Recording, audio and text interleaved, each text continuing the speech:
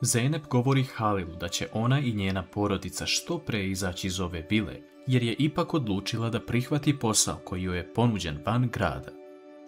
Halilu ovo biva čudno, jer je Zeynep promenila mišljenje u roku od par sati nakon što mu je rekla da neće prihvatiti taj posao. Zeynep se prisjeća toga što joj je Gulhan rekla. Naime, Gulhan je vodila jedan dug razgovor sa Zeynep i tek sada saznajemo to. Ona joj je rekla da se od malih nogu brine za svog brata, kako ne bi prošao kao njihovi roditelji, koji su bili pošteni ljudi, ali život ih nije pazio.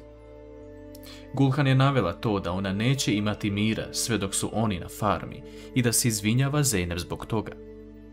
Njih dve su se zagrlile, ali Zeynep je odmah shvatila šta treba da uradi. Naravno, Zeynep to ne govori Halilu, ali ga u suzama zamoli da izađe kako bi se spakovali. Halilu kreću suze, ali okreće leđa Zeynep da ona to ne vidi.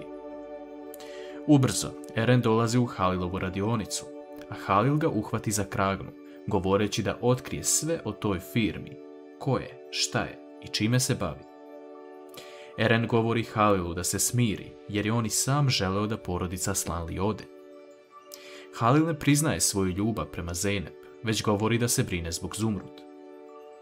Zeynep prenosi ove vesti Tulaj i Merve, ali Merve ne želi da ide odavde. Tulaj prihvata ovu činjenicu, jer zna da Zeynep čini sve kako bi njenoj porodici bilo bolje. Eren razmišlja o tome kako će Selma sada otići, a još uvijek nisu započeli ništa. On slučajno sreće Zumrud i Selmu kako šetaju, a Zumrud pita ko je ovo.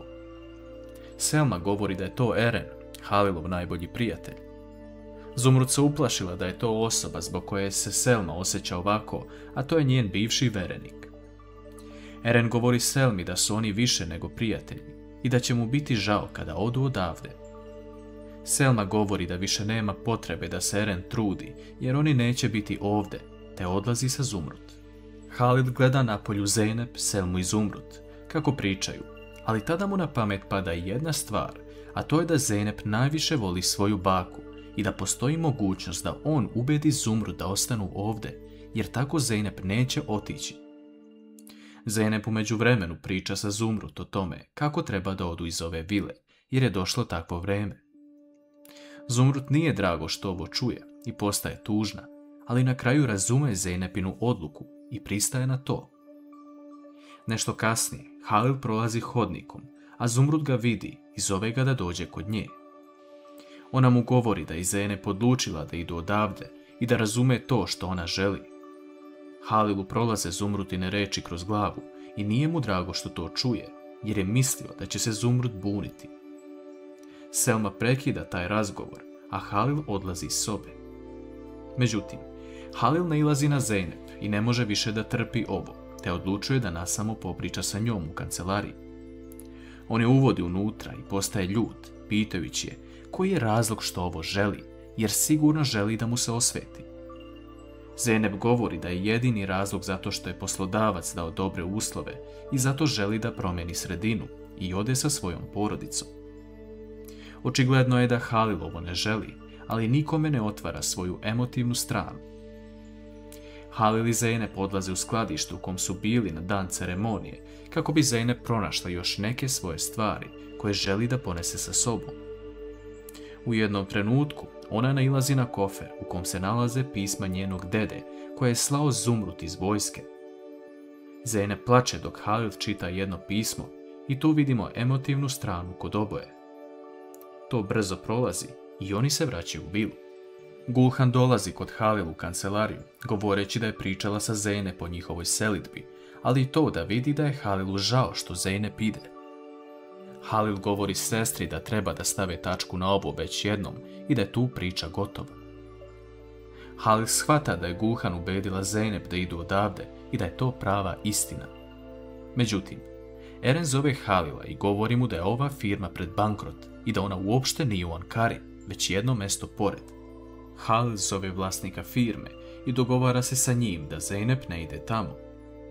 Zeynep ubrzo dobija poziv da su odbili njenu ponudu za posao i ona odmah odlazi kod Halila.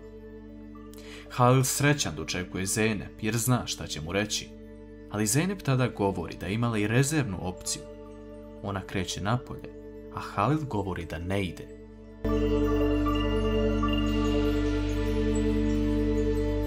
Halil govori Zeynep da treba da sačeka kako bi vidjela da li je taj posao za nju. Ipak, ona ima svoju porodicu i ne može ih odvesti bilo gde. Zeynep govori da ona što pre ide odavde i da je ne zanima ništa više sem toga. Halil predlaže Zeynep da ostane sa svojom porodicom ovdje, makar da proslave Bajram, ali ne znamo da li će Zeynep to prihvatiti. On odmah zove Erena da istraži sve vezano za novu kompaniju gdje Zeynep želi da radi. Nešto kasnije, Zeynep dolazi u Halilovu kancelariju kako bi ga pitala za dozvolu da potraži mjesto gdje će stanovati kada se isele odavde.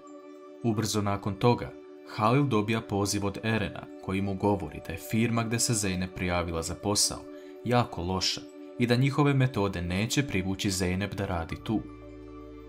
Vest da se porodica Aslanli još uvijek neće iseliti odavde stiže i do Čemila, koji se obraduje što to čuje, jer je on zaljubljen u Merve. Ovdje saznajemo da je nepoznata osoba koja plaća Mervino školovanje zapravo Čemil, a to niko nije očekivao. Uveče, porodica Firac seda u dnevni boravak i pričaju o nedavnim dešavanjima. Songul je trenutno najsrećnija osoba, jer porodica Aslanli uskoro odlazi odavde. Halil nije pri sebi i to primećuje Gulhan. Njemu se čak učini da je Asu Zeynep, te on odlučuje da krene u svoju sobu. On razmišlja gdje je Zeynep do sada, jer je već pao mrak, ali u tom trenutku se ona pojavljuje. Zeynep govori da je pronašla kuću gdje će živjeti i blizu je plaže. Ona mu također govori koja je firma u kojoj želi da radi. Halil se već raspitao za tu firmu i govorio je da ta firma nije ono što ona želi. Oni se bave drugačijim metodama koje neće odgovarati Zeynep. Halil navodi i to da ona ne voli da poštuje pravila, a ako tako uradi novom poslodavcu, naće se pred njegovim vratima. S druge strane, Guča želi da se razvedi od Jusufa, zato što ne želi da ga povredi sa svojim stavovima, nakon što je saznala istinu. Tu se pojavljuje jedna stvar, gdje Hakan može odigrati glavnu ulogu. Naime, Feriha počinje da otvara dušu Hakanu i pokazuje mu jednu minđušu, ali on se tada seti da takvu istu minđušu ima Guče, samo što mu nikada nije rekla zašto joj je to važno.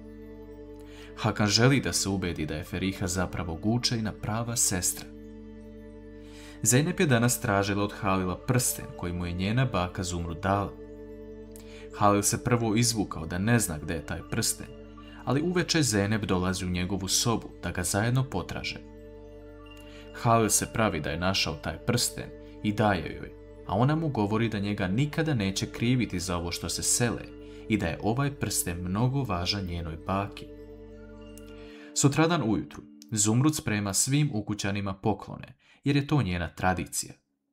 Dolazi red na Halila, a Zeynep mu objašnjava da njena baka to svake godine radi kada je vrijeme Bajrama. Eren ulazi u kancelariju nakon što Zumrud i Zeynep izađu i vidi suze u Halilovim očima. On govori da ga je pogodila Zumrudina nevinost i da ta žena nije ni za šta kriva.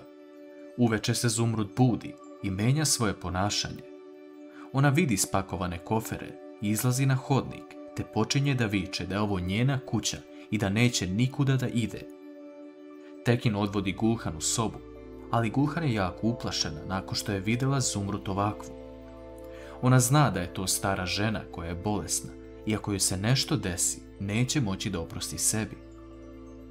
Zeynep plače u Halilovoj kancelariji i izvinjava mu se što ne mogu da spavaju od njih. Međutim, Gulhan ulazi u Halilovu kancelariju i govori Zeynep da zna da je kasno za ovo, ali je moli da ne ide sa svojom porodicom i da je postupila pogrešno. Sreća na Halilovom licu je vidljiva, ali da li će Zeynep pristati da ostane?